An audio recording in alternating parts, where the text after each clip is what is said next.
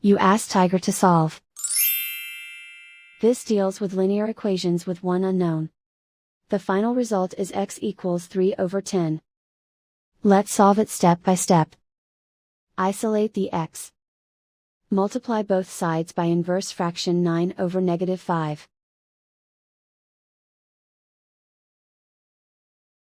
Move the negative sign from the denominator to the numerator.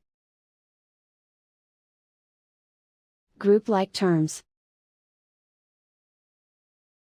Multiply the coefficients.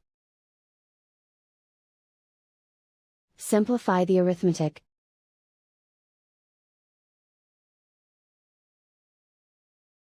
Move the negative sign from the denominator to the numerator. Multiply the fractions. Simplify the arithmetic.